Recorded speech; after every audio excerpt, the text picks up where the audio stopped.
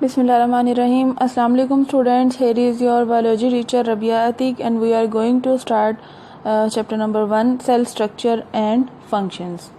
Main objectives: at the end of this lecture students will be able to list the principles and identify the apparatus used in techniques that are used in cell biology. Cell biology में जो techniques use की जाती हैं उन different techniques के बारे में हम इस लेक्चर में पढ़ेंगे, डिस्कस करेंगे.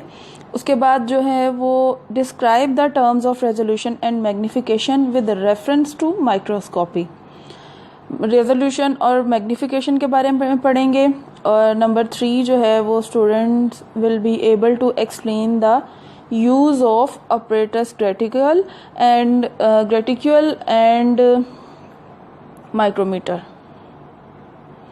Now we are going to start. Topic is cell theory.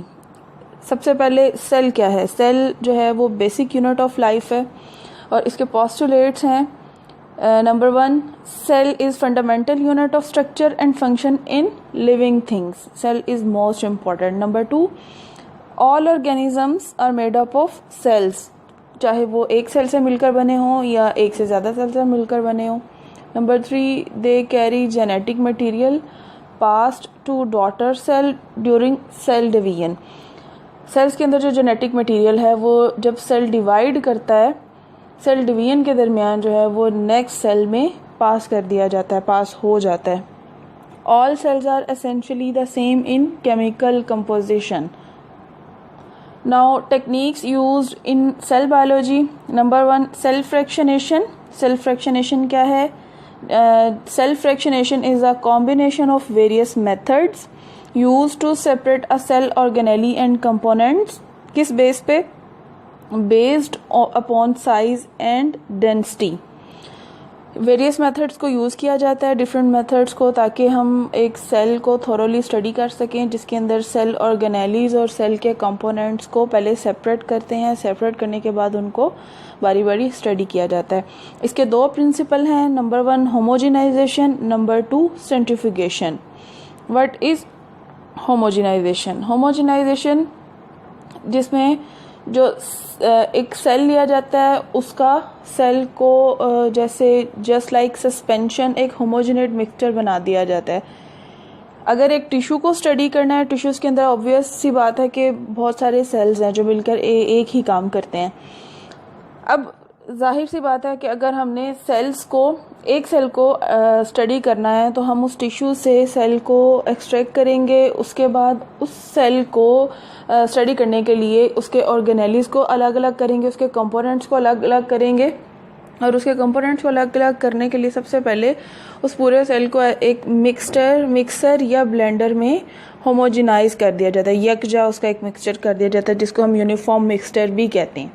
ठीक है, तो homogenization is a process in which formation of homogeneous mass of cells occur, जिसको हम सेल सस्पेंशन भी कहते हैं और सेल होमोजिनेट भी कहते हैं. इसमें क्या होता है, ग्राइंड किया जाता है सेल को एक सूटेबल मीडियम में. अब वो सूटेबल मीडियम क्या है, उसमें पीएच जो है वो ऑप्टिमम पीएच होनी चाहिए, ऑप्टिमम टेम्परेचर होना चाहिए. और उसके बाद आयनिक कंपोजिशन, ये डिपेंड करता है उस सेल की नेचर कैसी है. और उसके बाद सर्टेन एंजाइम का क्या काम है होमोजेनाइजेशन में, जो कि सब्सटेंस जो आपस में टाइटली बाउंड है, सीमेंटिंग, वो सब्सटेंसेस जिसने पूरे कंपोनेंट्स को टाइटली बाउंड किया हुआ होता है उसको ब्रेक करना होता है एंजाइम्स ने, ताकि अलग अलग हमें कंपोनेंट्स और ऑर्गेनेलीज ऑब्टेन हो सके और हम उनको थॉरली स्टडी कर सके one by one separately. Now जो होमोजेनाइजेशन है वो एक होमोजेनाइजर मशीन है, उस जस्ट लाइक फूड मिक्सर या ब्लेंडर, जैसे शेक बनता है, जूस, जस्ट लाइक जो है वो ब्लेंडर. इसमें जो सेल्स लेते हैं, सेल कंटेंट्स, उनको होमोजिनेट कर दिया जाता है, मिक्सर बना दिया जाता है, जिसको हम सेल सस्पेंशन, सेल होमोजिनेट कहते हैं. और ये जो मिक्सर है ये यूनिफॉर्म और मिक्सचर ऑफ सेल्स इसमें कम्प्लीटली डिज़ोल्व हो जाते हैं. उसके बाद है सेंट्रीफ्यूगेशन. ये वो प्रोसेस है जिसमें साइजेस की बेस पे और डेंसिटीज़ की बेस पे जो है वो क्या कहते हैं, सेपरेट कर दिया जाता है सब्सटेंसेस को. इस प्रोसेस में एक मशीन यूज़ होती है, उसको सेंट्रीफ्यूज मशीन कहते हैं। अब जस्ट लाइक टेस्ट ट्यूब्स, छोटी छोटी ट्यूब्स होती हैं, उसमें हम जो होमोजेनेट मिक्सचर हमने होमोजेनाइजेशन करके ऑब्टेन किया था सेल का, हम पहले वो बना लेते हैं। उसके बाद जो है वो सेंट्रीफ्यूगेशन का प्रोसेस होता है। इस प्रोसेस में जो टेस्ट ट्यूब है, स्मॉल टेस्ट ट्यूब्स को उन सेल कंटेंट से फिल कर दिया जाता है और इस तरह से अरेंज करके एक दूसरे के ऑपोजिट रख दिया जाता है कि बैलेंस रहे मशीन के अंदर। प्रिंसिपल इसका ये है कि इसके अंदर सेंट्रीफ्यूगल फोर्स है जो इसके साइजेस और डेंसिटीज़ को सेपरेटली लेयर्स में सेपरेट कर देती हैं। ट्यूब्स को जो है वो अंदर फास्टेस्ट जो है रोटेशन से स्पिन करती हैं। प्रिंसिपल है spin the tube just like test tubes containing contents. Tube ऐसी होती हैं जस्ट लाइक टेस्ट ट्यूब्स, छोटी छोटी सी। Spinning the tubes exerts a centrifugal force on the contents, जिसकी बेस पे साइजेस की बेस पे और डेंसिटीज की बेस पे अलग अलग हो जाती हैं। एक टेस्ट ट्यूब के अंदर 3 से 4 लेयर्स या जितनी भी इसमें कंटेंट्स हैं, सब्सटेंसेस हैं, उनकी लेयर्स अलग अलग स्पिनिंग के बाद हम ऑब्टेन कर लेते हैं। अब उसमें क्या है, 2 तरह के तरीके हैं। एक है density gradient centrifugation. Cell components को डिफरेंट साइजेस और डेंसिटीज की बेस पे सेपरेट किया जाता है डिफरेंट लेयर्स में। इस स्लाइड में आपको सेंट्रीफ्यूगेशन प्रोसेस, सेंट्रीफ्यूज मशीन में टेस्ट ट्यूब जो हैं बिफोर एंड आफ्टर नज़र आ रही हैं। बिफोर में होमोजेनेट मिक्सचर है, जबकि आफ्टर में जो है वो लेयर्स की सूरत में एक लेयर जो कि सेडिमेंट टेस्ट के बिल्कुल नीचे वाली तह में, बॉटम में पैलेट जो है वो ऑब्टेन हो गया। जबकि जो है सुपर नेट्रेंट जस्ट लाइक लिक्विड, जो रिमेनिंग लिक्विड है वो ऊपर वाली अब सतह पर आ जाता है। अब इसका ये मतलब है कि आप इन 3 टेस्ट ट्यूब्स को अगर गौर करें तो जस्ट लाइक कि उनके डेंसिटी 3 लेयर्स आपको नज़र आ रही हैं। जिसकी डेंसिटी सबसे ज़्यादा है वो बॉटम में है, जिसका वेट जिसकी उससे कम है कंपोनेंट्स की वो मिड में है, और जिसकी सबसे कम है वो ऊपर है। इसी तरह अपर सेडिमेंट है smaller and less dense components than lower sediments. अब है differential centrifugation. Differential centrifugation the sedimentation rate for a particle of a given size and shape measure how fast the particle settles or sediments। इसका ये मतलब है कि centrifugation में जो machine use होती है उसके अंदर रोटेशन के डिफरेंट वो हैं बटन्स हैं जिसमें लो से हाईएस्ट तक रोटेशन प्रोसीड करती है। अगर हम ये ऑब्ज़र्व करें कि हमें सबसे छोटा पार्टिकल चाहिए तो रोटेशन को उतना ही फास्ट करना है सेंट्रीफ्यूगेशन में। यहाँ पे आपको 5 टेस्ट ट्यूब्स जो नज़र आ रही हैं डिफरेंट, इसमें लो टू हाई की तरफ स्पीड और साइज लार्ज से स्मॉल की तरफ मूव कर रहा है। मीन्स कि जब हमने सेल होमोजेनेट लिया, सेल होमोजेनेट लेने के बाद जो स्पीड रखी उससे सबसे पहले हमें लार्जर कंपोनेंट्स मिले सेल के, जो कि न्यूक्लियस और साइटोसोम। उसके बाद हमने स्पीड को इंक्रीज़ कर दिया, पिछले वाली से ज़्यादा इंक्रीज़ किया।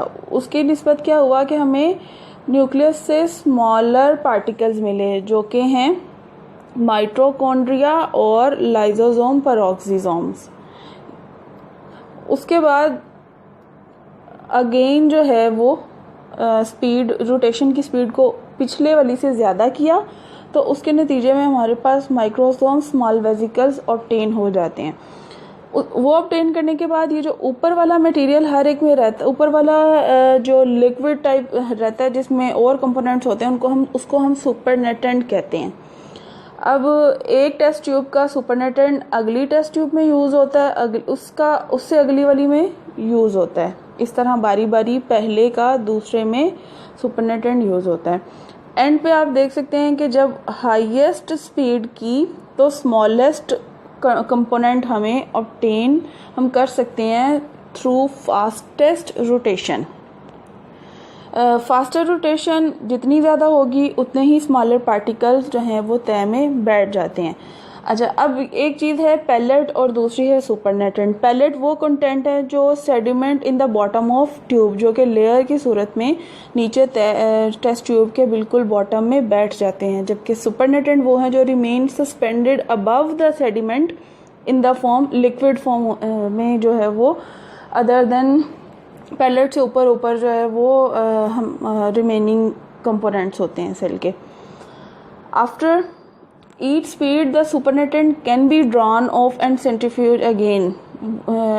ये पॉइंट इम्पोर्टेंट है। इसमें क्या है कि जब सबसे पहले हम सेल होमोजेनेट लेते हैं, उसमें जब एक कंपोनेंट हमें ऑब्टेन हो जाता है तो उसका सुपरनेटेंट हम अगली टेस्ट ट्यूब में यूज़ करते हैं, ठीक है। उसके बाद जब हम इसका सुपरनेटेंट उसका हमें पैलेट यूज़ हो गया, हमें ऑब्टेन हो गया, उसका सुपरनेटेंट अगली वाली टेस्ट ट्यूब में यूज़ किया जा सकता है। सेंट्रीफ्यूज अगेन करते हैं, फिर स्पीड और बढ़ा देते हैं और एंड पे जो है हमें फाइनल स्मॉलेस्ट पार्टिकल जो कि ribosome, virus, large micromolecules obtain हो जाते हैं और बाकी जो है वो सुपरनेटेंट डिस्कार्ड कर दिया जाता है।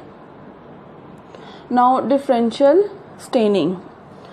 जो सेल बायोलॉजी में जब हम सेल्स को स्टडी करते हैं तो मोस्टली जो बायोलॉजिकल स्ट्रक्चर हैं वो ट्रांसपेरेंट होते हैं, तो उनको माइक्रोस्कोप भी एज के हम स्लाइड्स पे रखते हैं तो उस तरह से क्लियर इमेजेस नज़र नहीं आते। तो इसके लिए साइंटिस्ट ने एक टेक्निक यूज़ की, डिफरेंशियल स्टेनिंग, जिससे हम डाई कलर यूज़ करते हैं। कलर यूज़ करने के बाद जो है माइक्रोस्कोप में हमें हम उसको डिफरेंशियली कंपोनेंट्स को स्टडी कर सकते हैं।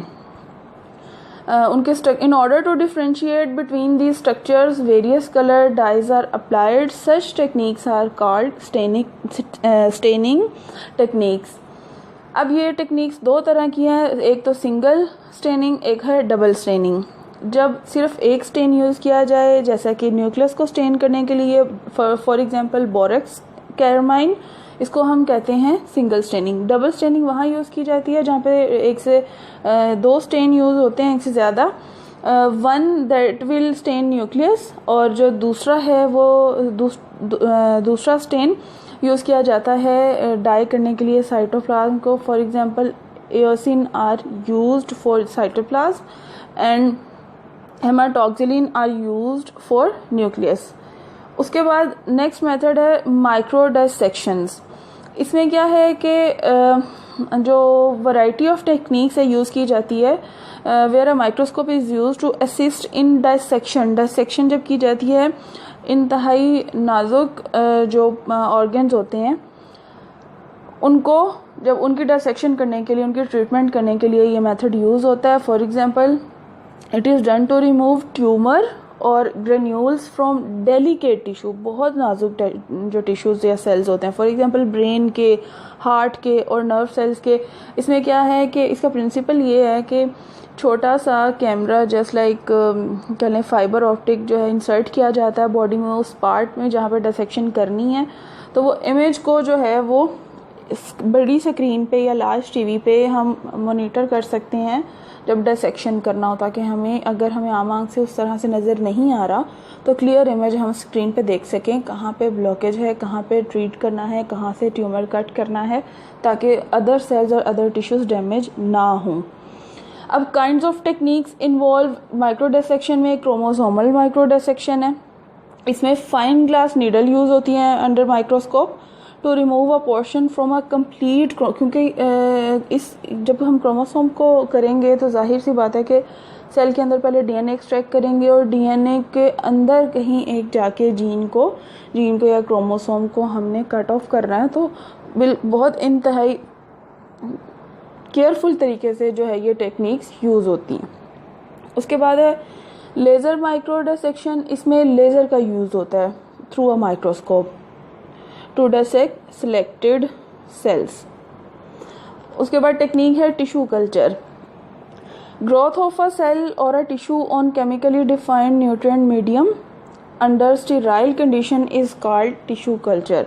एक सेल को लिया जाता है, उसके अंदर जो है प्रॉपर मीडियम रिक्वायर्ड होता है, न्यूट्रिएंट्स जिसमें उस सेल ने ग्रो करना है वो प्रोवाइड की जाती हैं, लेकिन अंडर इंतहाई जिसे कहते हैं स्टेरिलाइज कंडीशन होती है, जिसमें बैक्टीरिया फ्री, वायरसेस फ्री, ना ही तो एक बिल्कुल चैम्बर होता है ग्लास का, उसमें ये सारा प्रोसीजर हो रहा होता है और उसमें एक बर्नर लगा हुआ होता है कि ताकि हम जो जो चीज़ हैंडल कर रहे हैं, ग्लास मटेरियल यूज़ कर रहे हैं लैब में, अगर नीडल्स यूज़ कर रहे हैं तो उनको उस बर्नर के ऊपर जो फ्लेम लगा हुआ था उसे स्टेराइल करके यूज़ कर सकें, ताकि जो सेल का हमें जो रिक्वायर्ड है टिश्यू कल्चर, उसमें कोई मिक्स ना हो जाए, कोई इम्प्योरिटी ना आ जाए।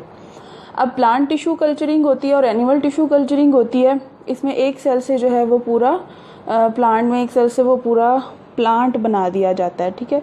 Is mainly used for plant cloning, that is production of genetically identical plants, जिसको हम क्लोन्स भी कहते हैं। लेकिन एनिमल्स में ऐसा नहीं होता। ऐसा हो सकता है कि एक सेल से हम जो है वो बना सकते हैं एनिमल टिश्यू से, एक सेल से पूरा एनिमल, लेकिन ये इस्लाम में बिल्कुल भी जायज़ नहीं है। तो हम इस्लामिक पॉइंट ऑफ व्यू से देखें तो ये बिल्कुल भी जायज़ नहीं है। जैसे हम प्लांट की कर सकते हैं ताकि हमारे पास ज़्यादा ग्रोथ आ सके और ज़्यादा प्रोडक्शन हमें हासिल हो सके, लेकिन एनिमल टिश्यू में जस्ट क्या करते हैं कि is usually set up by growing individual cells to form a single layer of cells over the surface of a glass container. सिर्फ एक सिंगल लेयर हम ग्रो करवा सकते हैं, करते हैं। Animal tissue cultures are use to see any abnormality in the cell. हमने इसको पॉजिटिव वे में इस तरह से डील किया है, इस तरह से लेकर चले हैं कि हमने एक हमारी जो साइंस है उसमें एक सेल से पूरा एनिमल तैयार नहीं किया, ठीक है। वैसे तो तैयार हो सकता है बिल्कुल आइडेंटिकल ट्विन्स जिनको कहते हैं, क्लोन्स कहते हैं जिनको, लेकिन उसमें जेनेटिकली वेरिएशन नहीं होगी, बिल्कुल एज इट इज़ जीन्स होंगी जो पेरेंट्स में होंगी। अब जो एनिमल टिश्यू कल्चर है उसको हम किस पर्पस के लिए यूज़ करते हैं, एक सेल से सिंगल लेयर ज़्यादा सारे सेल बना लेते हैं उसमें, ताकि हम देख सकें कि उस सेल को जब ग्रो करते हैं कि इसके अंदर एबनॉर्मेलिटी कहाँ है। एक सेल को स्टडी करने के बजाय हम ज़्यादा सारे सेल ग्रो करते हैं और ऑब्वियस सी बात है कि जो कि जेनेटिकली आइडेंटिकल हैं, तो हम इजीली उनकी एबनॉर्मेलिटी फाइंड आउट कर सकते हैं। For example cancer, chromosomal disorder जो है वो हम पिक कर सकते हैं। उसके बाद है क्रोमेटोग्राफी। क्रोमेटोग्राफी ये टेक्निक है जिसमें हम केमिकल कंपाउंड्स को एक मिक्सचर में से डिफरेंट करते हैं। वैसे तो बहुत से मेथड है, लेकिन सिंपल और इजी मेथड है जो कि मोस्टली यूज़ होता है वो है paper chromatography. Simple and most widely use technique involve, इसके 2 फेजेस हैं। एक है स्टेशनरी फेज जो कि एक फिल्टर पेपर पे consist of a filter paper, और mobile phase consist of a solvent in which mixture sample is dissolved passed through the stationary phase. अब ये जो पेपर क्रोमेटोग्राफी है,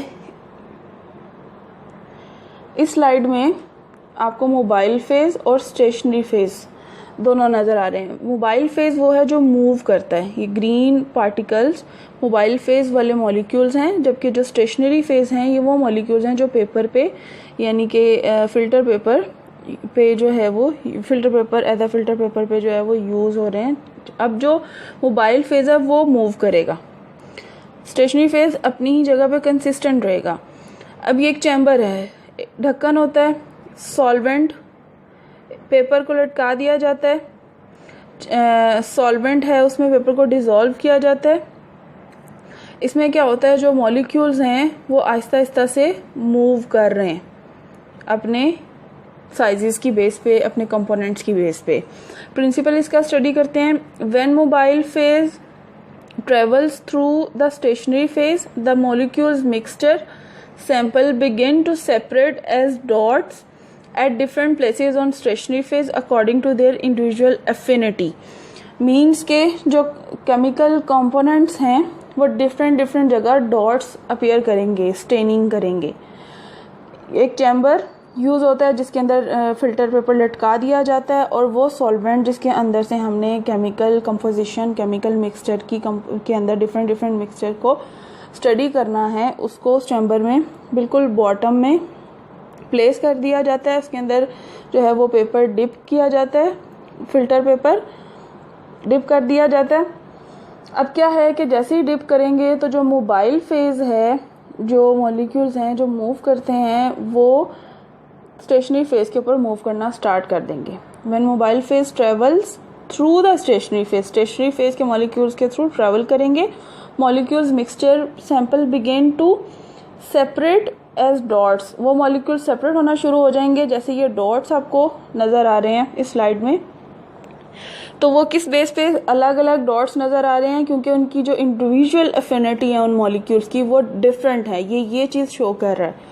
then the paper is spread with a layer, फिर उसके बाद उस paper को स्प्रे किया जाता है, spray with a liquid locating agent, जिसको हम स्टेनिंग डाई भी कहते हैं, that show up the dots as colours that can be seen, हम ये देख सकते हैं डिफरेंट कलर्स के डॉट्स शो होंगे। उस पेपर को हम कहते हैं, ये जो पेपर यूज़ होता है फॉर पेपर क्रोमेटोग्राफी, उसको हम कहते हैं chromatogram.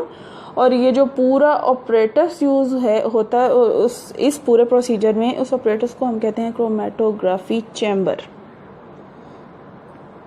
Now electrophoresis. Electrophoresis is a technique which is used to separate fragments of a charge bearing polymer molecules. Charge जिनके ऊपर होता है मॉलिक्यूल्स के ऊपर, उनको हम according to size, shape, molecular weight, surface charge, whether positive और negative, इसकी बेस पर हम सेपरेट करते हैं। Such charge bearing polymer molecules are DNA, RNA, protein. DNA, RNA और प्रोटीन को हम सेपरेट, इनके फ्रेगमेंट्स को सेपरेट करके स्टडी कर सकते हैं। प्रिंसिपल ये है कि इसमें भी चैम्बर यूज़ होता है, जस्ट लाइक वो पेपर क्रोमेटोग्राफी, इसमें एक चैम्बर यूज़ होता है। अच्छा, अब ये है कि इसके दरमियान में इस चैम्बर में 2 ग्लास फ्रंट और बैक पे ग्लास प्लेट्स होती हैं। इनके दरमियान में बिल्कुल मिड में जो है वो जेल मीडियम, जो composed of agarose and poly acrylamide से मिलकर बना होता है। A gel medium is used for separation of fragments under the influence of electric field. इसमें जो है वो इलेक्ट्रिक फील्ड का यूज़ किया गया है। जेल जो है वो सैंडविच बिटवीन ग्लास और plastic plates to form a viscous slab, ज़रा थिक सा स्लैब बना देता है। जेल जो है वो 2 या तो ग्लास या प्लास्टिक प्लेट्स के दरमियान में एज अ सैंडविच जो है विस्कस स्लैब के तौर पे यूज़ होता है। और जो इसके 2 एंड्स हैं स्लैब्स के, उनको जो है एक ये एंड है और एक ये एंड है, एक पे नेगेटिव और एक पे पॉजिटिव सप्लाई जो है इलेक्ट्रोड्स के साथ सप्लाई कर दिया। 2 ends of the slabs are suspended in 2 salt solutions that are connected by electrodes to a power source. ये भी आपको नज़र आ रहा है, एक ये स्लैब है, एक ये स्लैब है। ये भी सॉल्ट सोल्यूशन के अंदर, बफर सोल्यूशन के अंदर, और ये लोअर, एक अपर है और एक लोअर बफर सोल्यूशन है, इसके अंदर डिप कर देते हैं इस स्लैब के दोनों तरफ से। एक को नेगेटिव चार्ज प्रोवाइड किया जाता है, एक को पॉजिटिव चार्ज, एक नेगेटिवली सप्लाई किया जाता है, एक पॉजिटिवली। 2 इलेक्ट्रोड्स के थ्रू इनको पावर सोर्स के साथ अटैच कर दिया जाता है। जब वोल्टेज अप्लाई किया जाता है, जब इनको वोल्टेज दी जाती है, power source is applied to the, when voltage is applied to the apparatus, the molecules present in the gel migrate through the electric field according to their individual charge and they move away from one another in the gel. जैसे ही power supply on कर दी जाती है तो इसके अंदर जो jail है उसके अंदर छोटे छोटे से वेल्स बने हुए होते हैं। इस वेल्स में जो है वो मॉलिक्यूल्स मूव करना स्टार्ट कर देते हैं इलेक्ट्रिक फील्ड के थ्रू। तो क्या होता है कि जो नेगेटिवली चार्ज हैं, जो ये एक इसका जो एंड है वो नेगेटिव है, एक पॉजिटिव है। जो नेगेटिव है वो पॉजिटिव की तरफ मूव करेंगे, जबकि पॉजिटिव जो हैं वो नेगेटिव की तरफ मूव करेंगे, और जो नेगेटिव हैं वो पॉजिटिव की तरफ मूव करेंगे। The negative charge molecule will move towards the positive pole and the molecule having positive charge will move towards the negative pole. Smaller जो fragments हैं वो तेज़ी से move करेंगे, जबकि larger हैं वो जो slowest उनकी speed होगी। अब इसमें डीएनए या आरएनए या प्रोटीन्स को हम इस जेल में इस तरह से, इस पूरे जेल के अंदर वेल्स बने हुए होते हैं, छोटे छोटे से घड़े होते हैं जिसमें हमने फिल करना होता है अपना सैंपल फिल करने के बाद एक को हमने नेगेटिव कैथोड, जो दोनों स्लैब्स को हमने साल्ट सॉल्यूशन में डिप किया था, और उसके बाद जो नेगेटिव एक स्लैब को नेगेटिव कैथोड इलेक्ट्रोड से जोड़ दिया, दूसरे को एनोड से जो कि पॉजिटिव। अब क्या होगा, जो नेगेटिवली चार्ज हैं वो पॉजिटिव की तरफ मूव करेंगे और जो पॉजिटिवली चार्ज हैं वो नेगेटिव की तरफ मूव करेंगे, और जो स्मॉलर फ्रेगमेंट्स हैं वो फास्टली मूव करेंगे देन लार्जर। उसके बाद है स्पेक्ट्रोफोटोमेट्री। ये टेक्निक है, इसमें जो एब्जॉर्प्शन हुई होती है वेवलेंथ की, उसको हम इस डिवाइस में, जिसको हम स्पेक्ट्रोफोटोमीटर भी कहते हैं, इसमें ऑब्जर्व करते हैं। ठीक है। Technique which is use to determine the absorption of different wavelength of light by a particular chemical compound और अ फोटोसिंथेटिक पिगमेंट। या तो उसमें पिगमेंट्स होते हैं या उसमें कंपाउंड होता है, केमिकल कंपाउंड होता है, जिसको स्टडी किया जाता है कि इसके अंदर कितनी वेवलेंथ एब्जॉर्ब हुई है। अब जो स्पेक्ट्रोफोटोमीटर है वो डिवाइस है जिसमें स्पेक्ट्रोफोटोमेट्री का प्रोसीजर होता है। Spectrophotometer is an instrument that measures the amount of light that passes through the sample, and from this it can be calculated how much light was absorbed. ये detect करता है कि कितनी लाइट एब्जॉर्ब हुई है। जितनी लाइट एब्जॉर्ब होगी उसके अकॉर्डिंग रीडिंग आ जाएगी और इसे पता चलेगा कि इसकी इतनी वेवलेंथ है, इसकी इतनी स्पेक्ट्रोफोटोमीटर रीडिंग आई है। इसमें इसका प्रिंसिपल है इंस्ट्रूमेंटेशन का और एप्लीकेशन है लाइट। इसमें लाइट सोर्स अप्लाई किया जाता है। उसके बाद वेवलेंथ एब्जॉर्ब होती है, सोल्यूशन के अंदर वेवलेंथ दी जाती है। वेवलेंथ में जितनी उस सोल्यूशन में वेवलेंथ एब्जॉर्ब होगी, छोटी सी क्यूवेट, छोटा सा बिल्कुल एक अपरेटस है, प्लास्टिक की बोतल या ग्लास की, छोटा सा, उसको क्यूवेट कहते हैं।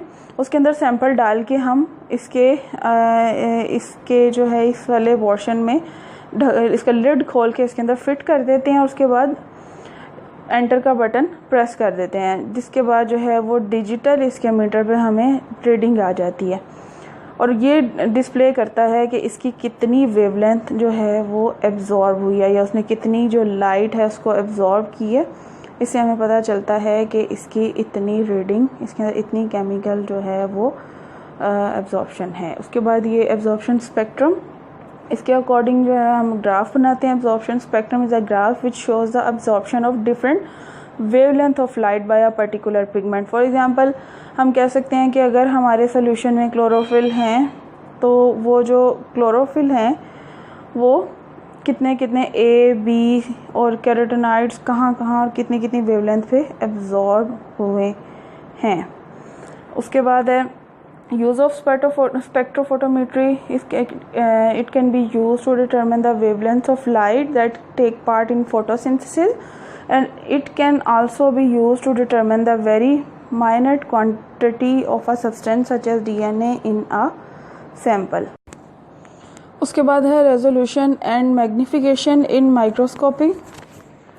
सबसे पहले रेजोल्यूशन पावर क्या होती है, जो मिनिमम कैपेसिटी है किसी भी लेंस की, टू पॉइंट्स जो एक साथ एडजेसेंट पॉइंट्स हैं उनको डिफ्रेंशिएट कर सके, इसको कहते हैं रेजोल्यूशन पावर। मिनिमम कैपेसिटी को वो डिफ्रेंशिएट कर सके एडजेसेंट पॉइंट्स को, उसको कहते हैं रेजोल्यूशन पावर ऑफ लेंस। और जो रेजोल्यूशन आम आंख की है वो 0.1 मिलीमीटर है।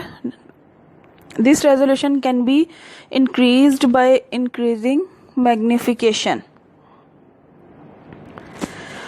The resolution of naked eye is 0.1 millimetre. उसके बाद है मैग्निफिकेशन। अब मैग्निफिकेशन क्या है, capacity of an optical instrument to increase the size of an object than its original size. Original size से वो जो इंस्ट्रूमेंट, ऑप्टिकल इंस्ट्रूमेंट यूज़ किया जाता है वो जो है साइज को इंक्रीज करके दिखाए, ओरिजिनल साइज से बड़ा करके दिखाए। Different lenses have different magnification powers और which are represented by letter X. X जो है वो मैग्निफिकेशन शो करता है। इट मीन्स के इतने टाइम्स जो है वो ओरिजिनल साइज से लार्जर है, उसका जो साइज लार्जर करके दिखा रहा है, इतनी मैग्निफिकेशन है। A lens of 10x magnification power can increase the size of an object of 1 micrometre to 10 micrometre, यानी कि 10x मैग्निफिकेशन उसने बड़ा 10 टाइम्स लार्जर करके दिखाया उसके ओरिजिनल साइज से। उसके बाद है माइक्रोस्कोपी। ये टेक्निक है, ये यूज़ की जाती है ऑब्जेक्ट्स को देखने के लिए जो कि हम आम आंख से नहीं देख सकते। इसकी रेंज है बिटवीन मिलीमीटर से नैनोमीटर तक। मोस्ट एनिमल सेल्स और प्लांट सेल्स आर बिटवीन, जो एनिमल सेल्स और प्लांट सेल्स हैं वो 10 माइक्रोमीटर से 30 माइक्रोमीटर के दरमियान में होते हैं। अब जो रिजॉल्विंग पावर है, 2 types of light microscope, resolving power of light microscope and resolving power of electron microscope. जो लाइट माइक्रोस्कोप की रिजॉल्विंग पावर है वो है 0.25 माइक्रोमीटर से 250 नैनोमीटर और इसकी मैग्निफिकेशन है 4000।